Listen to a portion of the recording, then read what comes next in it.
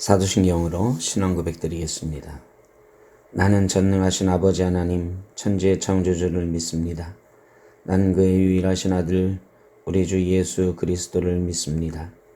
그는 성령으로 잉태되어 동정녀 마리아에게서 나시고 본디오 빌라도에게 고난을 받아 십자가에 못 박혀 죽으시고 장사된 지 사흘 만에 죽은 자 가운데서 다시 살아나셨으며 하늘에 오르시어 전능하신 아버지 하나님 우편에 앉아 계시다가 거기로부터 살아있는 자와 죽은 자를 심판하러 오십니다.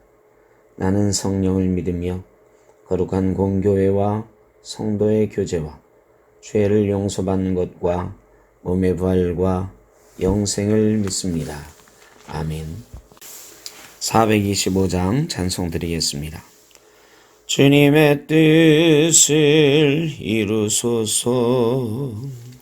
고요한 중에 기다리니 진흙과 같은 날 믿으산 주님의 형상 만드소서. 주님의 뜻을 이루소서. 주님 발 앞에 엎드리니 나의 맘속을 살피시사 눈보다 희게 하옵소서.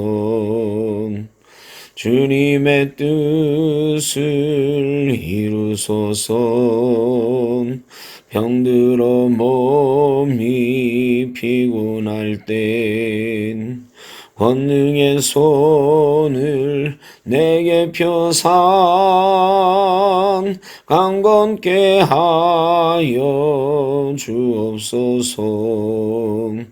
주님의 뜻을 이루소서. 온전히 나를 주장하사 주님과 함께 동행함을 만민이 알게 하옵소서. 아멘.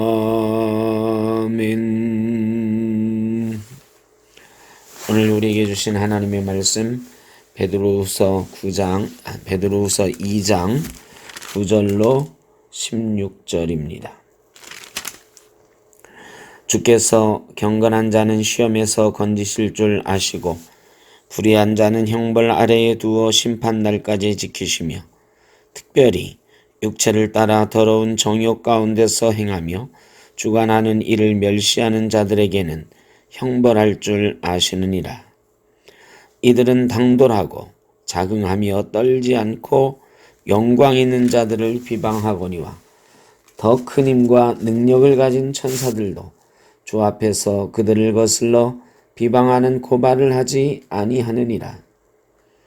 그러나 이 사람들은 본래 잡혀 죽기 위하여 난 이성 없는 짐승 같아서 그 알지 못한 것을 비방하고 그들의 멸망 가운데서 멸망을 당하며 불의의 값으로 불의를 당하며 낮에 즐기고 노는 것을 기쁘게 여기는 자들이니 점과 흠이라.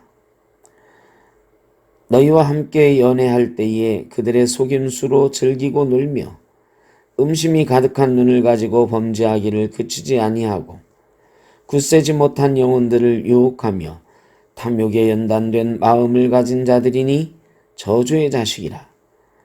그들이 바른 길을 떠나 미혹되어 부올의 아들 발람의 길을 따르는도다. 그는 불의의 삭슬을 사랑하다가 자기의 불법으로 말미암아 책망을 받되 말하지 못하는 마귀가 사람의 소리로 말하여 이 선지자의 미친 행동을 저지하였느니라. 아멘. 베드로 사도는 성도들의 가짜 믿음을 안타까워하면서 오늘 말씀을 기록했습니다. 그들이 의의 길을 알고서도 자기들이 받은 거룩한 계명을 저버린다면 차라리 그 길을 알지 못했던 편이 좋을 것이다. 하지만 이런 안타까움으로 끝나지 않습니다. 이 가짜 믿음에 대해서 신랄한 비판을 쏟아냅니다.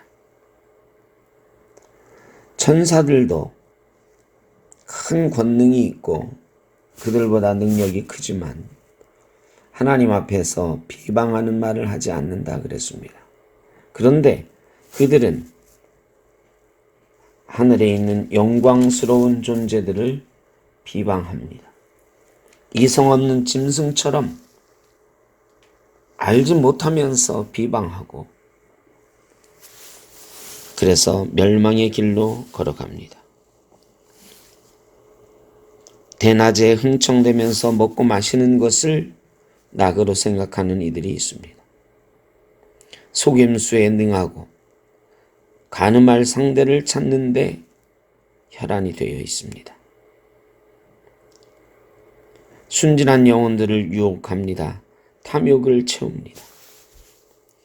그들은 그릇된 생활을 하는 자들에게서 빠져나온 사람들을 다시 방종한 정욕으로 유혹해 갑니다. 개처럼 토한 것을 도로 먹고 몸을 씻고 나서 돼지처럼 진창에 가서 뒹구는 형상입니다. 성도들 가운데 그런 사람이 어디 있겠나 싶지만 가짜 믿음을 가진 사람들은 그들의 삶이 참으로 하나님 보시기에 부끄러운, 성도라 하기에 참으로 부끄러운 그런 모습이 있습니다.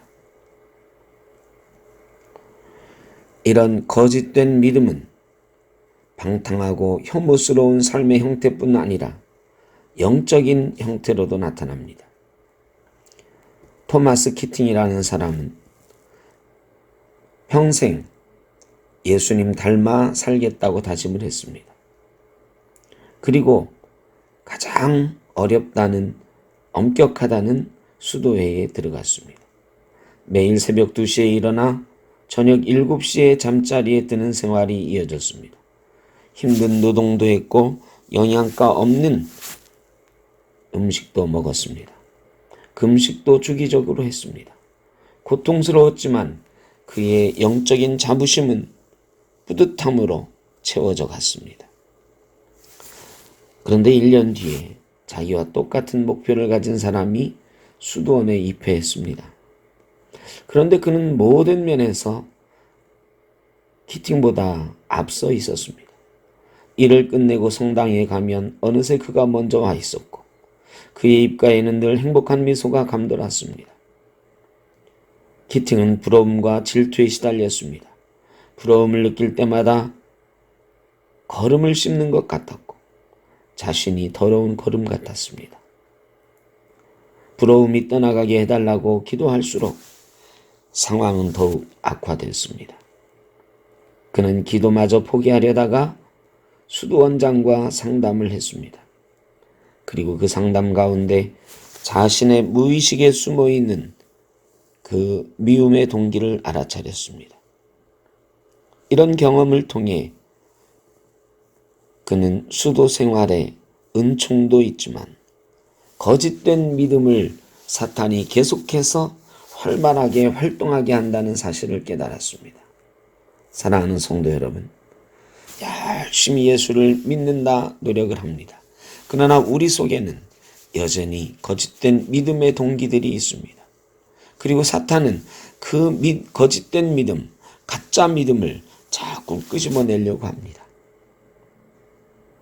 미움이, 분노가, 질투가 그런 거짓된 믿음의 요소들입니다. 사랑하는 성도 여러분, 사순절 이 기간에 우리의 마음을 잘 단절히 하고 참된 믿음으로 늘 겸손하게 하나님 앞에 기도하며 나갈 수 있기를 바랍니다. 쉽지 않은 길이지만 가짜 믿음이 우리를 삼키지 못하도록 참 믿음이 우리를 주님께로 기쁘게 인도해 가도록 하루하루 말씀을 묵상하며 기도하며 살아가는 저와 여러분 되시기를 바랍니다. 기도하겠습니다. 사랑의 주님, 가짜 믿음, 분노, 미움, 거짓 이런 것들이 우리를 지배하지 않도록, 사탄이 우리를 좀먹지 않도록 지켜주옵소서. 진실되게 하나님 앞으로 나아갈 수 있는 그리스도인 되게 하여 주옵소서. 예수님의 이름으로 기도하옵나이다. 아멘. 하늘에 계신 우리 아버지, 아버지의 이름을 거룩하게 하시며 아버지의 나라가 오게 하시며 아버지의 뜻이 하늘에서와 같이 땅에서도 이루어지게 하소서.